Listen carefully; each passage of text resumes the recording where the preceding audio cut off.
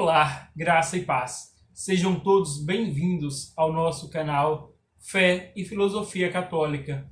Eu sou o professor Pedro Paulo e sejam todos bem-vindos ao vídeo de hoje, que teremos como tema as heresias. O que é uma heresia?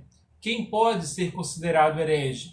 E como a Igreja combateu a heresia e combate ao longo desses 2000 anos de sua história? Se você quer saber a resposta para essas perguntas, fique conosco até o final desse vídeo e tenho certeza que você não irá se arrepender. Já aproveita, deixe o seu like nesse vídeo, compartilhe em suas redes sociais para que mais pessoas possam ter acesso a esse conteúdo.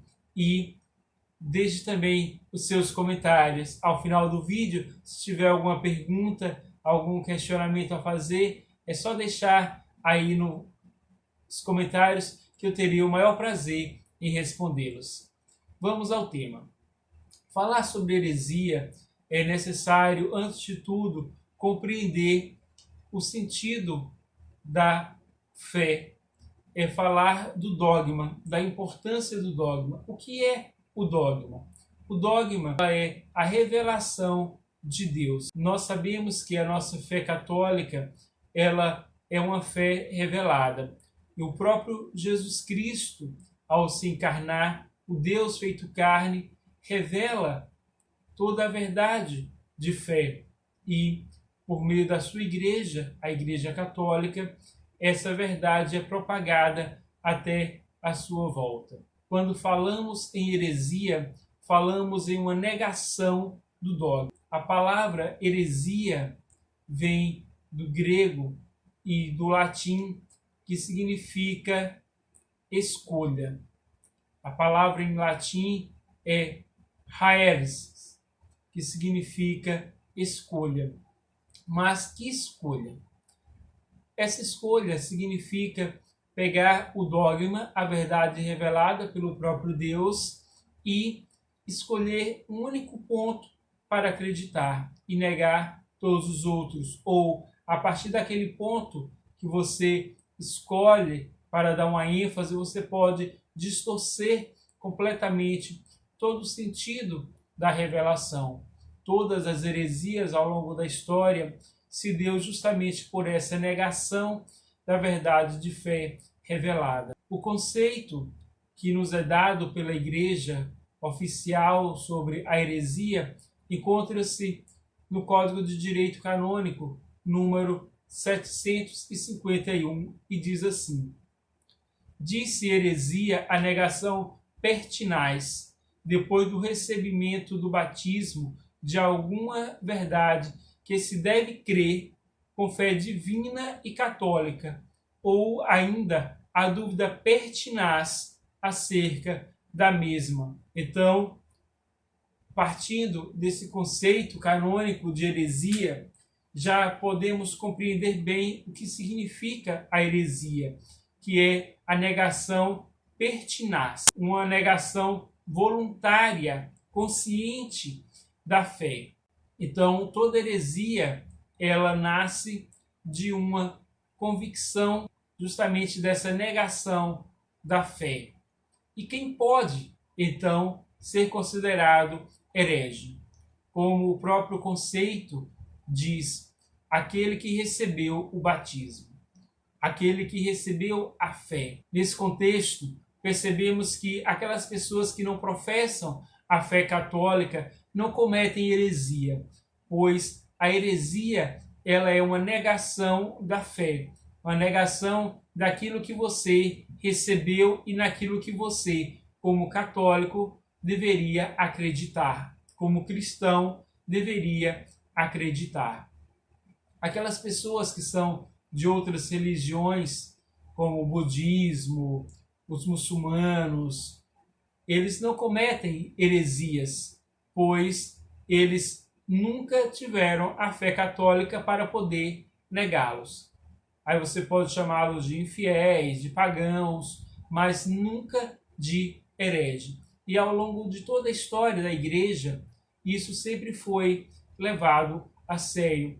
Todo o combate às heresias sempre foi um combate dos erros da própria fé católica. Foi assim desde o princípio, quando a primeira heresia assolou os cristãos, que foi a heresia judaizante, que consistia em fazer com que os cristãos convertidos no judaísmo continuassem a cumprir os preceitos judaicos. Então, como foi combatido essa heresia judaizante que ainda hoje é muito presente entre os cristãos? Essa heresia foi combatida com o esclarecimento da verdade. Então, aconteceu o primeiro concílio da igreja, que está narrado no livro dos Atos dos Apóstolos, onde Pedro, juntamente com o apóstolo São Paulo e outros apóstolos e discípulos, discutiram sobre o tema e, de uma forma racional, impulsionada pela ação do Espírito Santo, se restabeleceu a verdade, ou seja, a divisão entre a religião judaica e a religião cristã. E assim foram com todas as demais heresias. A igreja, ela procura sempre fazer uso da racionalidade, da argumentação para corrigir os erros. E um outro ponto fundamental, a igreja sempre vai usar para o restabelecimento da verdade a caridade, o amor, fazendo a distinção muito clara entre a heresia, ou seja, o ensinamento errado, e a pessoa que comete a heresia, podemos chamar assim o herege.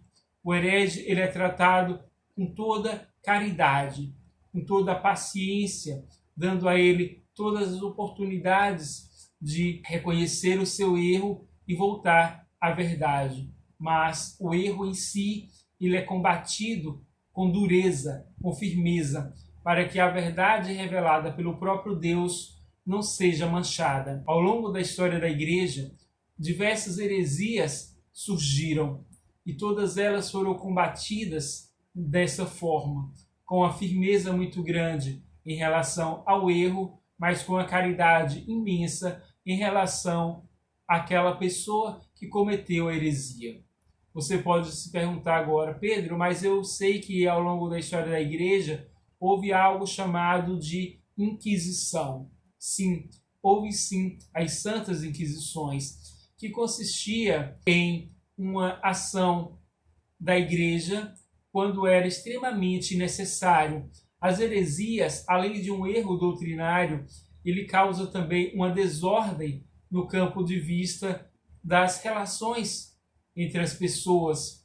E a igreja, ao longo de muitos anos, ela era a base da sociedade. Então, os seus ensinamentos tinham um peso muito grande na organização social. Então, uma heresia, além de ser uma desordem no campo da fé, no campo da revelação divina, era também uma desordem do ponto de vista social. E com essa desordem social havia uma série de fatores que eram levados em consideração. No início da igreja, sobretudo no período da Idade Média, houve um grande crescimento da religião cristã entre os pagãos.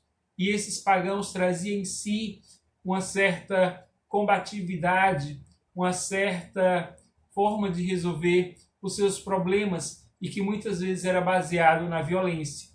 E, de fato, muitas dessas pessoas recém-convertidas, sem uma fé madura, ao se deparar com uma situação de heresia, muitas vezes agia por instintos e, de fato, eram violentos e chegou a matar muitas pessoas que eles desconfiavam que estavam cometendo heresias ou até mesmo pessoas que abertamente estavam cometendo heresias. Então, para evitar a morte, então, para salvar a vida dessas pessoas e restabelecer a ordem social, a igreja intervia por meio das inquisições, que consistiam em 3 etapas fundamentais. Aqui eu iria abordar de forma bem superficial. Em outro vídeo eu posso estar abordando de forma completa esse tema das Santas Inquisições, que é um tema polêmico e repleto de desinformações e de distorções. Então, haviam 3 etapas fundamentais nas inquisições. A primeira delas consistia na pregação e no anúncio da verdade, para que, a partir do conhecimento da verdade, aquelas pessoas que estavam no erro se convertessem e voltassem à comunhão plena com a verdade revelada e ensinada pela Santa Igreja. Uma vez que as pessoas, ouvindo a pregação, se convertessem e corrigissem o seu erro, ali encerrava sem mais consequências. Além desse passo do anúncio do Evangelho, o anúncio da verdade, havia uma apuração profunda. Muita gente diz que era algo superficial, que não levava em consideração o contraditório, a ampla defesa. Balela. A igreja analisava cuidadosamente os escritos, falava com as pessoas que estavam propagando aqueles ensinamentos e buscavam uma reconciliação e levava aquela pessoa a reconhecer os seus erros, voltar à plena comunhão com a igreja. Uma vez que as pessoas, muitas delas, se convenciam de seus erros, voltava à comunhão com a igreja.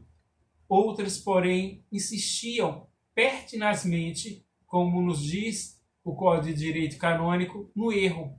E o que acontecia então com essas pessoas que insistiam no erro e em divulgar esses erros? Primeiro, a sua obra era banida, se fosse possível, recolhida e queimada, tornada inútil. Porém, algumas dessas obras eram guardadas e arquivadas como prova. E a pessoa que insistia no erro, elas, na maioria das vezes, era excomungada, ou seja, eram consideradas oficialmente fora da igreja.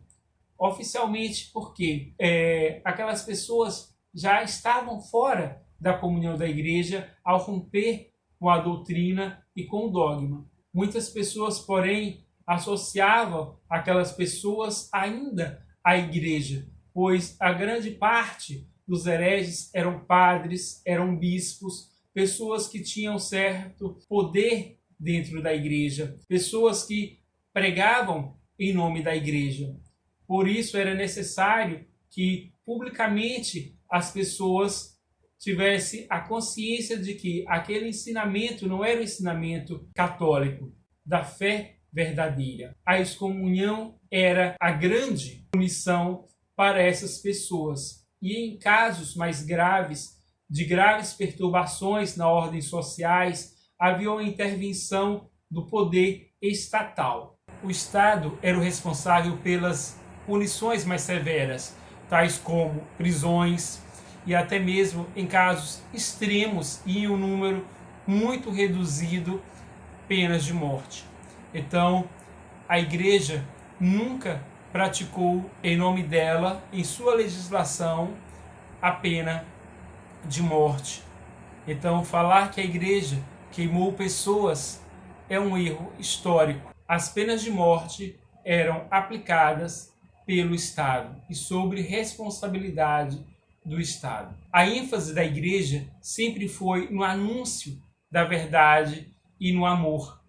Por isso mesmo, grandes santos foram os grandes combatentes das heresias, tais como Santo Antônio de Lisboa ou de Pádua, como queiram chamar, o grande São Domingos de Gusmão, o fundador da Ordem dos Pregadores, os dominicanos, que nos daria, anos depois, Santo Tomás de Aquino. Esse grande combatente dos hereges que fez uso da inteligência, da argumentação, da explicação da verdade, do anúncio da verdadeira doutrina católica. Por isso mesmo, o combate às heresias se dá por meio do conhecimento da verdade e do amor. Espero que se aprofundem nesses temas. Se eu tiver oportunidade, irei tratá-los aqui com mais detalhes.